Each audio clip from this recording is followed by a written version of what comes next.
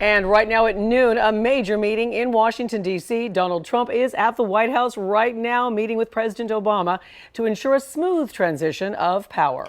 It comes as tens of thousands of anti-Trump protesters hit the streets across the country to express their outrage over the election results. So it's a big day. Donald Trump making that first trip to the White House today as the new president-elect. And he is promising to be a president for all Americans. Let's go to Local 10 News reporter Glenna Milberg, who is at the White House today for that major meeting. Glenna.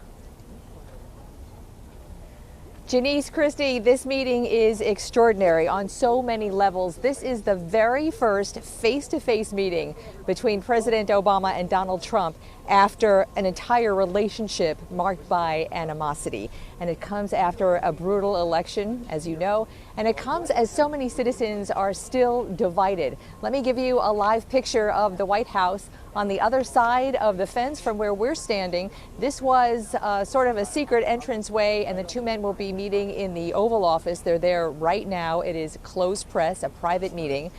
Donald Trump arrived right before the meeting, and he came in Donald Trump style. The president-elect arrived in Washington, D.C. at the White House in his private plane from New York this morning and was ushered in with the greeted by the president, ushered into the Oval Office out of the public view.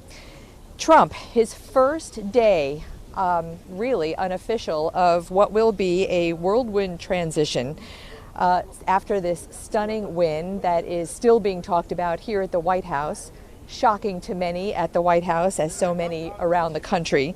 A man who has never been in politics, who has promised through this whole campaign to undo every big achievement that President Obama has gotten done, and that includes the Affordable Care Act, Obamacare, something also so important to South Florida, the relationship with Cuba.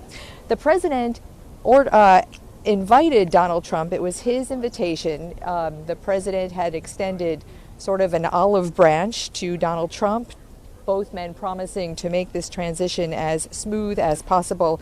Of course, now they are on the same page, if not exactly on the same team. This is a closed meeting, as I mentioned. If you come back out live, I can tell you that around me there are hundreds and hundreds of people with the press from around the country, probably from around the world, all staged to hopefully capture any kind of visual or any speech or any comments that Donald Trump or the president or both may make after this meeting.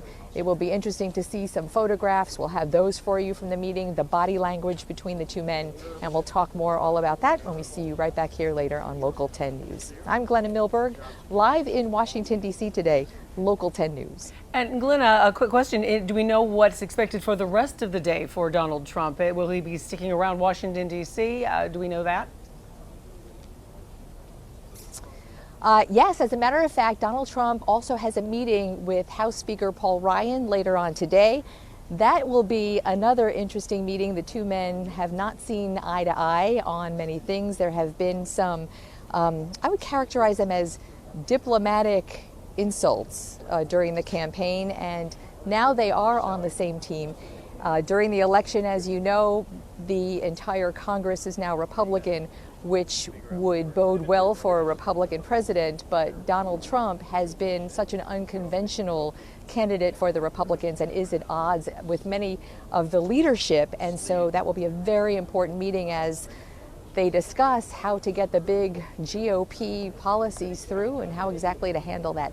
I also will tell you that the First Lady and Melania Trump have a meeting as well. That's private today, and I guess they have much more in common with each other than the president and president-elect do. And the two women will be talking about what it's like to raise children in the White House and in the public eye, and have young teenagers and pre-teenagers who now have to be under Secret Service protection.